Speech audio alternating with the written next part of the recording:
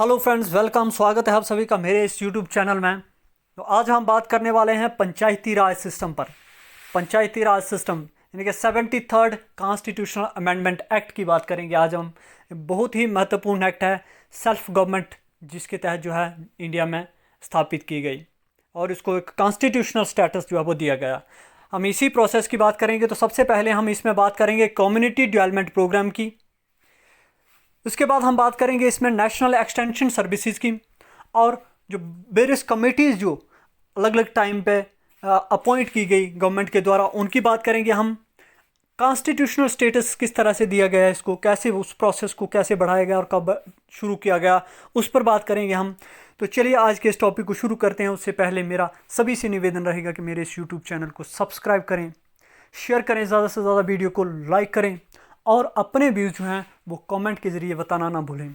अपने व्यूज़ जो हैं वो कमेंट के ज़रिए ज़रूर बताएं। तो चलिए शुरू करते हैं। पहले हम पोस्ट इंडिपेंडेंस प्रोसेस के बाद शुरू करते हैं। पोस्ट इंडिपेंडेंस में सबसे मेजर स्टेप जो लिया गया, एक डेवलपमेंटल प्रोग्राम जो है वो लॉन्च किया गया इंडिया में, जिसको नाम दिया गया कम्युनिटी डेवलपमेंट प्रोग्राम। 1952 में लॉन्च किया गया, जिसका कोर एजेंडा जो था, कोर फिलोसफी जो थी कि ओवरऑल डेवलपमेंट हो रूरल एरियाज़ की और लोगों की पार्टिसिपेशन हो उसमें। ओवरऑल डेवलपमेंट हो रूरल एरियाज़ के और जिसमें पीपल्स पार्टिसिपेशन हो। इस प्रोग्राम को फॉर्मुलेट किया कि एडमिनिस्ट्रेटिव फ्रेमवर्क जो है वो प्रोवाइड करवाया जाए लोगों की, ताकि लोगों की पहुंच बने डिस्ट्रिक्ट, तहसील और विलेज लेवल पर गवर्नमेंट तक। सभी डिस्ट्रिक्ट को, कंट्री के जितने भी डिस्ट्रिक्ट थे उनको डिवाइड किया गया ब्लॉक, डेवलपमेंट ब्लॉक में, और उन ब्लॉक डेवलपमेंट ब्लॉक को बीडीओ जो है वो उनका इंचार्ज बनाया गया, ब्लॉक डेवलपमेंट ऑफिसर जिसको नाम दिया गया। उसके नीचे फिर उसको जो है एक वर्कर्स अपॉइंट किया गया जिसको नाम दिया गया विलेज लेवल वर्कर, BLW जिसको हम कहते हैं, जो रिस्पॉन्सिबल होगा कि वो इन टच में रहेगा 10 से 12 गाँव के। ये स्ट्रक्चर जो है वो नेशन वाइड क्रिएट किया गया। इसके बाद इस प्रोग्राम को फर्दर एक्सटेंड करने के लिए 1953 में नेशनल एक्सटेंशन सर्विस जो है वो स्टार्ट की गई, जिसमें पूरी कंट्री को, इंटायर कंट्री को, कि जितनी भी इंटायर पूरी कंट्री है उसको ब्लॉक्स में डिवाइड किया गया और इन ब्लॉक्स को smallest division for development work जो है वो माना गया कि ये स्मॉलेस्ट डिवीज़न है कंट्री की डेवलपमेंट प्रोसेस के लिए। तो इस तरह से ये पोस्ट इंडिपेंडेंस इनिशिएटिव थे, जिसमें हमने कम्युनिटी डेवलपमेंट प्रोग्राम की बात की और नेशनल एक्सटेंशन प्रोग्राम की बात की। अब हम बात करेंगे बहुत सारी कमेटीज़ की जो अलग अलग टाइम पर गवर्नमेंट ने स्थापित की हैं रिकमेंडेशन देने के लिए पंचायती राज में। तो सबसे पहले बलवंत राय मेहता कमेटी की बात करेंगे हम, उसके बाद संतनम कमेटी की बात करेंगे, अशोक मेहता कमेटी की बात करेंगे, GVK राव कमेटी की बात करेंगे और LM सिंघवी कमेटी की बात करेंगे हम। तो इन्हीं की सभी कमेटी की हम बारे बारे में बात करेंगे, किस कमेटी ने कौन सी रिकमेंडेशन दी, क्या प्रोविज़न दी उसने, उनकी बात करेंगे। सबसे पहले शुरू करते हैं बलवंत राय मेहता कमेटी को। तो चलिए, बलवंत राय मेहता, पहले इनके बारे में जान लेते हैं। ये फ्रीडम फाइटर थे जिन्होंने बरदौली सत्याग्रह में पार्टिसिपेट किया था और ये सेकंड चीफ मिनिस्टर भी बने थे गुजरात के। जिस टाइम ये कमेटी बनाई गई उस वक्त ये पार्लियामेंटेरियन थे और इन्होंने ही पंचायती राज सिस्टम का कॉन्सेप्ट दिया था इंडिया में। इन्हीं को फादर ऑफ पंचायती राज कहा जाता है इंडिया में। पंचायती राज का फादर किसको कहा जाता है? बलवंत राय मेहता को। अब ये कमेटी अपॉइंट कब की गई? 1957 को अपॉइंट की गई। इसका काम था to examine and suggest measures for better working of the community development programme and national extension services. जो प्रोग्राम शुरू किए गए थे उनको किस तरह से बेहतरी से इम्प्लीमेंट किया जाए उस पर सजेशंस देना इसका काम था। तो इस कमेटी ने सजेस्ट किया कि establishment of democratic decentralised local government, के डिसेंट्रलाइज्ड लोकल गवर्नमेंट जो है वो स्थापित की जाए, जिसको नाम दिया जाए पंचायती राज। इस कमेटी की मेन रिकमेंडेशन की बात करें हम तो 3 टायर सिस्टम जो है पंचायती राज सिस्टम, इसने रिकमेंड किया था ग्राम पंचायत, पंचायत समिति और जिला परिषद, जिसमें डायरेक्टली इलेक्टेड रिप्रेजेंटेटिव जो होंगे वो ग्राम पंचायत में और इनडायरेक्टली इलेक्टेड रिप्रेजेंटेटिव जो बनाएंगे वो पंचायत समिति और जिला परिषद। प्लानिंग और डेवलपमेंट जो प्राइमरी ऑब्जेक्टिव होगा पंचायती राज सिस्टम का। पंचायत समिति जो होगी वो एग्जीक्यूटिव बॉडी होगी और जिला परिषद जो एक्ट करेगी वो एडवाइजरी और एक सुपरवाइजरी बॉडी के तौर पर एक्ट करेगी। डिस्ट्रिक्ट कलेक्टर जो है वो चेयरमैन होगा जिला परिषद का और इसमें और कुछ के इनको कुछ रिसोर्सेज दिए जाएंगे जिससे ये अपनी ड्यूटी जो है उनको परफॉर्म कर सकें। ये जो हम पंचायती राज सिस्टम में अलग अलग लेवल पर जो गवर्नमेंट बनाएंगे जिसको हम डिसेंट्रलाइज्ड गवर्नमेंट कहेंगे। तो ये इन्होंने रिकमेंडेशन दी थी, महत्वपूर्ण रिकमेंडेशन, जिसमें 3 टायर सिस्टम की बात की गई थी विलेज लेवल पे, ग्राम पंचायत, पंचायत समिति और जिला परिषद। अब नेक्स्ट बात करते हैं हम संथनम कमेटी की। कौन सी कमेटी की बात करेंगे हम? संथनम कमेटी की। तो उस कमेटी की बात, तो बलवंत राय मेहता कमेटी ने अपनी रिपोर्ट जो है वो 1959 को सबमिट की थी, और 1959 में ही राजस्थान से पहली बार पंचायती राज सिस्टम जो है शुरू हुआ था। 2 अक्टूबर 1959 को जवाहरलाल नेहरू ने इसको उद्घाटन किया था। अब संथनम कमेटी जो है वो दूसरी कमेटी थी बलवंत राय मेहता कमेटी के बाद, 1963 में अपॉइंट की गई थी। इसने ज़्यादातर जो डील किया था फाइनेंशियल मैटर को इसने टच किया था। इसने कहा था कि पंचायती राज फाइनेंस कॉरपोरेशन जो है वो इस्टाब्लिश की जानी चाहिए। All the grants at the state level जो है वो should be sent to a consolidated form in various Panchayati Raj institution. अलग अलग पंचायती राज इंस्टीट्यूशन को सेंड कर देनी चाहिए वो ग्रांट्स जो है। और panchayat should have the power to levy special taxes. उनके पास पावर होनी चाहिए वो स्पेशल टैक्सेस लगा सकें, जिससे उनको रेवेन्यू जो है, जैसे लैंड रेवेन्यू हो गया वो कलेक्ट कर सकें, हाउस टैक्स हो गया वो कलेक्ट कर सकें। तो इस तरह के जो हैं उनको कुछ पावर जो है वो दी जानी चाहिए, ताकि वो जो है मजबूत हो सकें। तो इन जो संथनम कमेटी है ये सिर्फ और सिर्फ किससे डील करती है? कौन से इन्होंने प्रैक्टिकल जो रिकमेंडेशन दी है कौन से मैटर पर? फाइनेंशियल मैटर पर। इसके बाद हम महत्वपूर्ण कमेटी है एक और, अशोक मेहता कमेटी, जिसको अपॉइंट किया गया 1977 में। इसका काम था to suggest measure to revive and strengthen, जो डिक्लाइन हो रहा है पंचायती राज सिस्टम, उसको किस तरह से स्ट्रेंथन किया जाए, उसको किस तरह से दोबारा से रिवाइव किया। तो इसकी की रिकमेंडेशंस की बात करेंगे हम। इसने जो रिकमेंडेशन दी, बलवंत राय मेहता कमेटी ने 3 टायर सिस्टम दिया था, इसने उसको रिप्लेस करके 2 टायर सिस्टम की बात की। जिला परिषद जो डिस्ट्रिक्ट लेवल पे होगी, और एक मंडल पंचायत जो ग्रुप ऑफ विलेजेस की होगी, जिसमें 15,000 से लेकर 20,000 तक पॉपुलेशन होगी। डिस्ट्रिक्ट लेवल जो है वो फर्स्ट लेवल होगा सुपरविजन का स्टेट लेवल के बाद। जिला परिषद जो होगा वो एक एग्जीक्यूटिव बॉडी होगी और रिस्पॉन्सिबल होगी प्लानिंग की डिस्ट्रिक्ट लेवल पे, जो भी प्लान बनेगी वो वही बनाएगी। इसके बाद इंस्टीट्यूशन जिला परिषद और मंडल पंचायत जो है वो कंपलसरी टैक्सेशन पावर दी जाएगी उनको, ताकि वो अपने फाइनेंशियल रिसोर्सेज जो है वो जनरेट कर सकें। और सबसे महत्वपूर्ण कि इस कमेटी ने रिकमेंडेशंस दी थी कि न्याय पंचायत जो है एक सेपरेट बॉडी बनाई जानी चाहिए गवर्नमेंट के द्वारा, जिसका न्याय पंचायत जो है उसको प्रिसाइड कौन करेगा? एक क्वालिफाइड जज जो है वो उसका प्रेसिडेंट होगा। न्याय पंचायत जो है वो विलेज लेवल पे स्थापित की जानी चाहिए। ये सबसे महत्वपूर्ण रिकमेंडेशन है इसकी अशोक मेहता कमेटी की। इसके बाद बात करते हैं हम जीवी के राव कमेटी की। तो कमेटी जो है ये अपॉइंट की गई प्लानिंग कमीशन के द्वारा 1985 में। इस कमेटी ने रिकॉग्नाइज्ड कि जो डेवलपमेंट जो है वो ग्राउंड लेवल पे नहीं दिख रही है, ग्रास रूट लेवल पे डेवलपमेंट जो है नहीं दिख रही है, बिकॉज ऑफ ब्यूरोक्रेटाइजेशन। क्योंकि ब्यूरोक्रेसी जो है वो ग्राउंड लेवल तक फैलाई है, सिर्फ जैसे बीडीओ ब्लॉक लेवल पे है, विलेज लेवल वर्कर जो है वो विलेज लेवल पे है, तो वही जो है वो ग्राउंड लेवल पे जो है कहीं भी प्रोग्रेस जो है नहीं दिखाई दे रही। तो इस कमेटी ने कुछ रिकमेंडेशन दी कि जिला परिषद जो है वो मोस्ट इंपॉर्टेंट बॉडी है डेमोक्रेटिक डिसेंट्रलाइजेशन में। जिला परिषद जो है प्रिंसिपल बॉडी है जो मैनेज करती है डेवलपमेंटल प्रोग्राम को डिस्ट्रिक्ट लेवल पे, ठीक है। डिस्ट्रिक्ट और जो लोअर लेवल है पंचायती राज सिस्टम के, उनको जो है स्पेसिफिक प्लानिंग और इम्प्लीमेंटेशन और मॉनिटरिंग पावर जो दी जाए रूरल डेवलपमेंट प्रोग्राम में, और एक पोस्ट क्रिएट की जाए डिस्ट्रिक्ट डेवलपमेंट कमिश्नर की, जो होगा चीफ एग्जीक्यूटिव ऑफिसर होगा जिला परिषद का। इलेक्शन जो है वो रेगुलरली होनी चाहिए पंचायती राज सिस्टम में।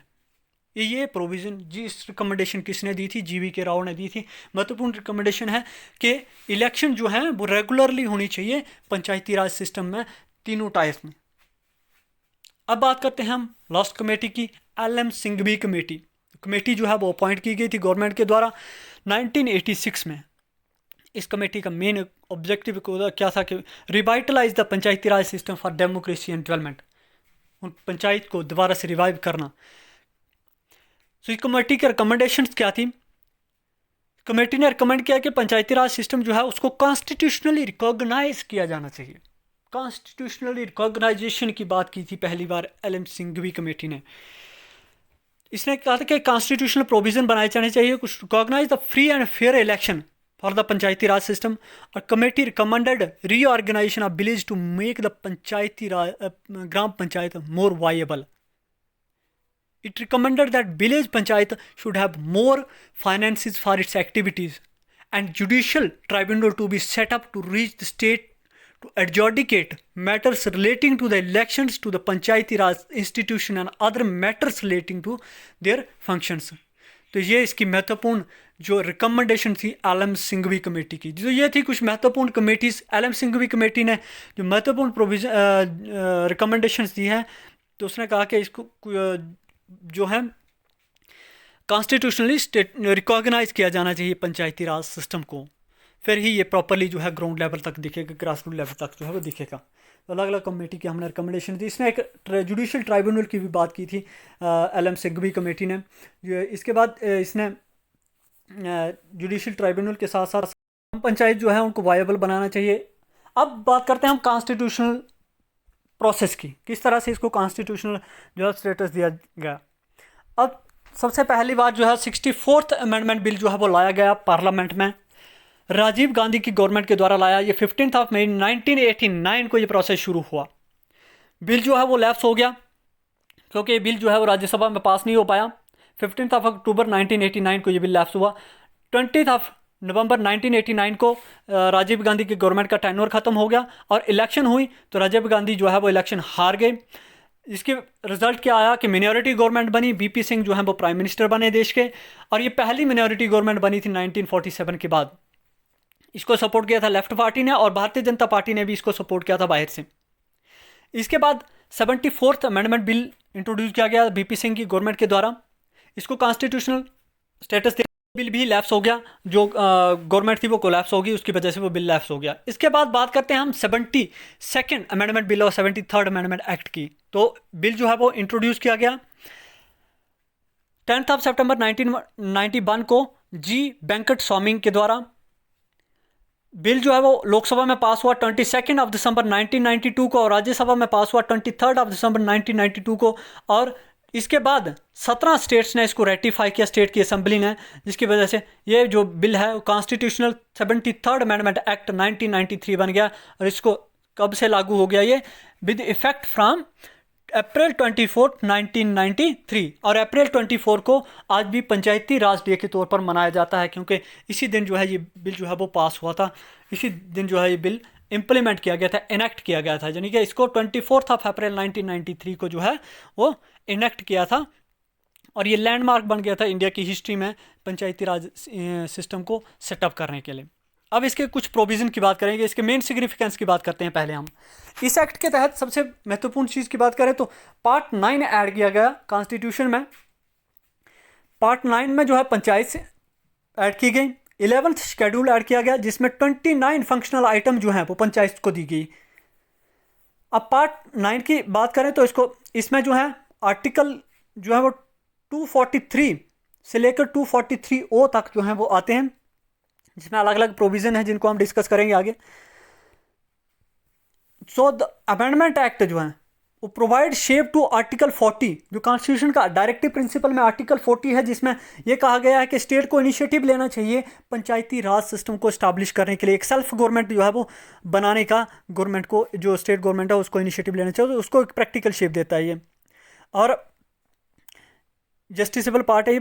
द एक्ट जो है इसके दो पार्ट हैं, एक कंपल्सरी है, एक वॉलंटरी पार्ट है। कंपल्सरी पार्ट है जो कि स्टेट को जो है अपने लॉ में ऐड करना है, और जो वॉलंटरी पार्ट है वो डिस्क्रिशन पावर है स्टेट्स की, कर सकती हैं या नहीं। तो इसमें ये प्रोविज़न जो है ये यानी कि फ्लेक्सिबल बिल है ये एक्ट, सॉरी द एक्ट जो है बहुत ही सिग्निफिकेंट है। इसकी वजह से डेमोक्रेटिक इंस्टीट्यूशन जो है वो ग्रास रूट लेवल पे क्रिएट किया गया, और एक डेमोक्रेसी जो है पार्टिसिपेटरी डेमोक्रेसी से नहीं, सॉरी एक रिप्रेजेंटेटिव डेमोक्रेसी से पार्टिसिपेटरी डेमोक्रेसी जो है वो इंडिया में स्थापित की गई, क्योंकि इसमें लोगों की पार्टिसिपेशन जो है वो ग्रास रूट लेवल पे इंक्रीज़ हुई। पंचायत में लोगों की, ग्राम सभा में लोगों के जो है पार्टिसिपेशन हुई, पंचायत में उनके इलेक्टेड रिप्रेजेंटेटिव लोकल, तो इससे जो है लोगों की जो है ज़्यादा से ज़्यादा पार्टिसिपेशन जो है वो पॉसिबल हो पाई। अब इसके मेन फीचर्स के बाद बात करें कि जो इन 243 से 243O आर्टिकल्स में आते हैं उन्हीं की बात करेंगे। तो सबसे पहले हम ग्राम सभा की बात करते हैं। ग्राम सभा जो होती हैं ये एक प्राइमरी बॉडी है पंचायती राज सिस्टम में। ये विलेज असेंबली होती है जिसमें सभी रजिस्टर्ड वोटर जो होते हैं उस एरिया के, उस पंचायत के, वो आते हैं। और ये पावर एक्सरसाइज करती हैं, अपनी ड्यूटीज़ परफॉर्म करती हैं जो स्टेट गवर्नमेंट की असम्बली ने डिटरमाइन की होती है, इनके लिए जो तय की होती हैं, वो पावर फंक्शन जो है परफॉर्म करती हैं। 3 टायर सिस्टम है इस एक्ट के तहत जो है। इस एक्ट ने 3 टायर सिस्टम जो है स्टैब्लिश किया Panchayati Raj in the states, village, intermediate और डिस्ट्रिक्ट लेवल पे।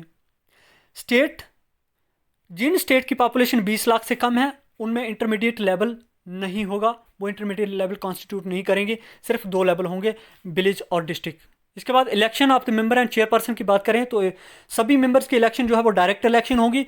चेयरपर्सन जो होगा इंटरमीडिएट और डिस्ट्रिक्ट लेवल का, उसको इनडायरेक्टली इलेक्ट किया जाएगा from the elected members and at the village level. Chairperson elected as determined by the state government. Chairperson की इलेक्शन वैसे ही होगी जैसे स्टेट गवर्नमेंट के लेजिस्लेचर ने तय किया होगा कि इस तरीके ये प्रोसेस अडॉप्ट किया जाएगा, उसी प्रोसेस से जो है उसकी इलेक्शन होगी। नेक्स्ट, अगला जो प्रोविज़न है उसकी बात करते हैं, रिजर्वेशन ऑफ सीट्स। सबसे पहले हम एससी और एसटी की बात करते हैं। तो एससी और एसटी को रिजर्वेशन दी गई है, जितनी उनकी पॉपुलेशन है उस पंचायत में उसी हिसाब से उनको जो है वो रिजर्वेशन दी गई है। इसके बाद वुमेन्स की बात करें तो वुमेन्स को 1/3 से कम रिजर्वेशन नहीं दी जानी चाहिए, चाहे वो विलेज पंचायत है, चाहे वो चेयरपर्सन की बात है। चेयरपर्सन के लिए भी उनको रिजर्वेशन जो है वो दी जानी चाहिए, दी जाएगी इसके तहत। और डिस्ट्रिक्ट, ब्लॉक और विलेज लेवल, ये तीनों लेवल पे उनको जो है वो 1/3 रिजर्वेशन जो है वो प्रोवाइड करवाई जाएगी। और अगर स्टेट को लगता है कि किसी बैकवर्ड क्लासेस को भी रिजर्वेशन देनी चाहिए तो स्टेट जो है उसके लिए भी प्रोविज़न जो है वो बना सकती है। ड्यूरेशन की बात करें तो 5 साल का ड्यूरेशन होता है पंचायत का, लेकिन इसको डिसॉल्व भी किया जा सकता है इसके टेन्योर से पहले। और इसकी इलेक्शन अगर in case the resolution before the expiry of period of 6 months from the date of its resolution, तो उस केस में जो है री इलेक्शन नहीं होगी। अगर जल्दी हो जाती है तो फिर री इलेक्शन जो है वो होगी इसके लिए। तो ये इसके कुछ प्रोविज़न है जिसमें हमने रिजर्वेशन की बात की। रिजर्वेशन जो है वो SC ST, वुमेन्स और बैकवर्ड क्लासेस के लिए भी ये स्टेट गवर्नमेंट का काम है, स्टेट गवर्नमेंट इसके लिए कानून जो है वो बनाएगी। अब डिस्क्वालिफिकेशन की बात करेंगे कि कौन डिस्क्वालीफाई हो सकता है। अब पर्सन जो है वो उसको डिस्क्वालीफाई किया जा सकता है बीइंग चूजन और being a member of a panchayat if he is so disqualified. किसी भी स्टेट गवर्नमेंट के लॉ के तहत जो है, जो उस वक्त लागू है, इलेक्शन के टाइम में जो लागू है उसके तहत अगर वो क्वालिफाई नहीं करता तो वो डिस्क्वालीफाइड माना जाएगा। No person shall be disqualified on the ground that he is less than 25 year of age. उसको डिस्क्वालीफाई नहीं किया जाएगा क्योंकि इसके लिए जो एज रखी गई है वो 21 ईयर का पर्सन जो है वो इलेक्शन लड़ सकता है पंचायत के लिए, तो उसको इस केस पे डिस्क्वालीफाई जो है नहीं किया जाएगा। और बाकी जो कंडीशंस हैं वो अथॉरिटी जो स्टेट लेजिस्लेचर है वो डिटरमाइन करेगा इसके लिए डिस्क्वालिफिकेशन के लिए। अब स्टेट इलेक्शन कमीशन बनाया जाएगा पंचायत के इलेक्शन के लिए, जिसका काम होगा superintendence, direction and control, preparation of electoral roll और counting elections for panchayat, conducting election for panchayat जो है इसका काम होगा। स्टेट लेजिस्लेचर जो है वो इसके लिए प्रोविज़न बनाएगा, इस तरीके से इलेक्शन जो है वो इलेक्शन कमीशन जो है वो कंडक्ट करेगा। पावर और फंक्शन की बात करें तो स्टेट लेजिस्लेचर जो है वो पंचायत को पावर दे सकते हैं, नेसेसरी जो उनको लगे कि इनको इंस्टीट्यूशन को एक सेल्फ गवर्नमेंट के तौर पर एक्ट करने के लिए जो पावर चाहिए वो उनको दे सकते हैं। Preparation of plans for economic development and social justice, implementation of schemes for economic development and social justice as may be interested to them, including those in relation to the 29 matters listed in the 11th schedule. अब finances की बात करेंगे तो इनके पास finance कहाँ से आएगा, तो स्टेट लेजिस्लेचर जो है इनको ऑथोराइज कर सकता है कि पंचायत टू लेवे, collect and appropriate taxes, duties, tools and fees, assign to panchayat taxes, duties, tolls and fees levied and collected by the state government, provide for making grant in ads to the panchayats from the consolidated fund of the state, provide for constitution of funds for crediting all money of the panchayats। तो ये provision जो है वो बना सकते हैं। इसके साथ ही फाइनेंस कमिश्नर जो है वो बनाया जाएगा इस एक्ट के, इस कॉन्स्टिट्यूशन अमेंडमेंट के तहत। तो स्टेट फाइनेंस कमीशन जिसको नाम दिया जाएगा, जिसका काम है कि फाइनेंशियल प्रोविज़न बनाए, पोजीशन जो है पंचायत की उसको रिव्यू करेगा और उस पर रिकमेंडेशन देगा, नेसेसरी जो स्टेप उनको सप्लीमेंट्री रिसोर्सेज देने के लिए, जो पंचायत को कौन से सप्लीमेंट्री रिसोर्सेज जो है दिए जाने चाहिए। ऑडिट और अकाउंट की बात करें तो स्टेट लेजिस्लेचर में make provision for the maintenance and audit of the Panchayati accounts. Application to union territory को कैसे इम्प्लीमेंट होगा ये, तो प्रेसिडेंट जो है उसके लिए डायरेक्शन दे सकता है, प्रोविज़न ऑफ द एक्ट जो एप्लीकेबल होंगे। उनमें कुछ एक्सेप्शंस हो सकते हैं, मॉडिफिकेशन के साथ भी कर सकते हैं उनको, एक्सेप्शन एंड मॉडिफिकेशन। अब बात करते हैं एग्जाम्पशन, कौन सा एरिया जो है एग्जाम्प्ट है इस एक्ट से। तो हम बात करेंगे एग्जाम्प्टेड एरिया कौन सा है, तो ये एक्ट जो है वो अप्लाई नहीं होता है नागालैंड, मेघालय और मिजोरम को, और कुछ हिली एरिया जो है उसको। हिली एरिया में बात करें तो scheduled area and tribal area in the states, the hill area of Manipur for which district council exist, Darjeeling district of West Bengal for which Darjeeling Gorkha hill council exist. Parliament जो है वो एक्सटेंड कर सकती है इसको, इसी के लिए जो है पार्लियामेंट ने 1996 में एक पिज़्ज़ा एक्ट लाया था। अब कंटिन्यूस ऑफ एग्जिस्टिंग लॉ जो एग्जिस्ट कर रहे हैं, क्योंकि इससे पहले कई स्टेट्स में पंचायती राज सिस्टम जो स्थापित कर दिया गया था, तो वो भी कंटिन्यू रहेगा 1 साल तक, यानी कि 24 अप्रैल से 1993 से लेकर 1 साल तक जो है वो वैसा ही रहेगा। उसके बाद जो है वो डिज़ोल्व हो जाएगा और उसके बाद ये लॉ जो है वो इम्प्लीमेंट होगा हर स्टेट में, यानी कि 73rd अमेंडमेंट एक्ट जो है वो लागू होगा। Bar to interference by the court, अब पंचायती राज के इलेक्शंस में या उसके मैटर्स में कोर्ट जो है वो इंटरफेयर नहीं करेगा। कोर्ट को जो है इंटरफेरेंस से वॉर किया गया है।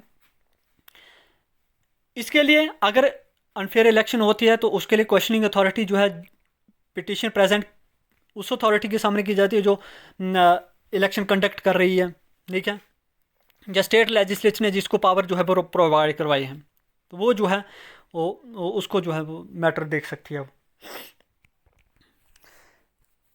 तो जो कंटिन्यूस है एग्जिस्टिंग लॉ की वो कंटिन्यू रहेंगे, जो पहले चल रहे हैं जिन स्टेट्स में, जैसे कुछ स्टेट्स में जो हैं वो पहले से पंचायती राज सिस्टम जो है वो एग्जिस्ट कर रहा था 73rd अमेंडमेंट से पहले। अब बात करते हैं हम PESA, panchayat extension schedule area act of 1996। तो प्रोविज़न जो है पार्ट 9 के वो एप्लीकेबल नहीं थे 5th शेड्यूल एरिया को, तो पार्लियामेंट ने इसके लिए प्रोविज़न बनाया जिसमें कुछ मॉडिफिकेशन और एग्जाम्पशन की, और उन मॉडिफिकेशन और एग्जाम्पशन के तहत जो है इसको जो है इम्प्लीमेंट किया उन एरिया में। इसको नाम दिया गया पिज़्ज़ा एक्ट या फिर एक्सटेंशन एक्ट का नाम दिया गया। इस मेन एक्ट ऑब्जेक्टिव क्या थे इस एक्ट के, to extend the provision of the part 9 to the scheduled areas, to provide self rule for tribal population, to have village governance with participatory democracy, not a representative democracy, but the participatory democracy, to evolve participatory governance consistent with traditional practices के साथ participatory democracy जो है वो बनाई जाए, participatory governance बनाई जाए, to preserve and safeguard traditional and customs of tribal population, to empower panchayats with power conducive to tribal requirement, and to prevent panchayats at a higher level from assuming power and authority of panchayats at lower level। ये उनसे भी prevent करवाना कि ये छोटे level की जो powers हैं वो हायर अथॉरिटी जो है पंचायत की वो अपने कब्जे में न ले लें। अब इसमें कुछ क्वेश्चंस के साथ डील करते हैं हम।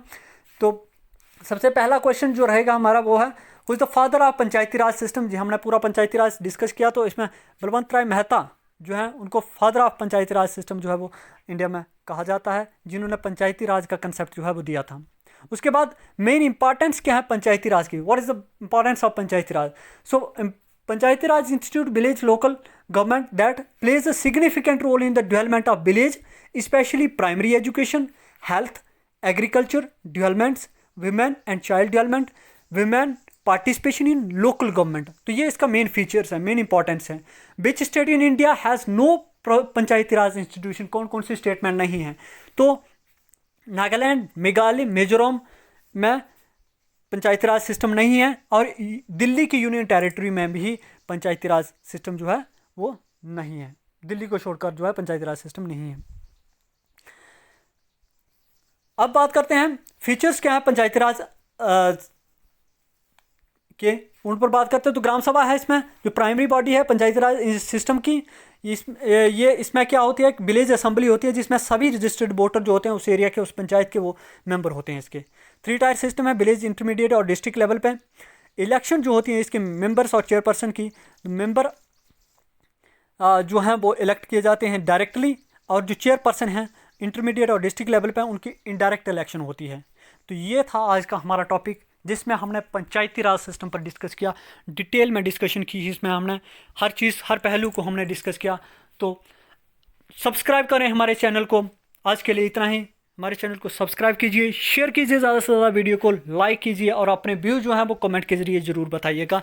तो ये था आज का हमारा टॉपिक जिसमें हमने कॉन्स्टिट्यूशनल प्रोसेस जो था पंचायती राज का उसको डिस्कस किया। हमने अलग अलग कमेटीज़ की रिकमेंडेशन को डिस्कस किया। हमने जो कम्युनिटी डेवलपमेंट प्रोग्राम शुरू किया गया 1952 में उसको डिस्कस किया। नेशनल एक्सटेंशन सर्विस जो थी 1953 की उसको डिस्कस किया हमने। तो शुक्रिया आप सभी का, धन्यवाद। जय हिंद, जय भारत।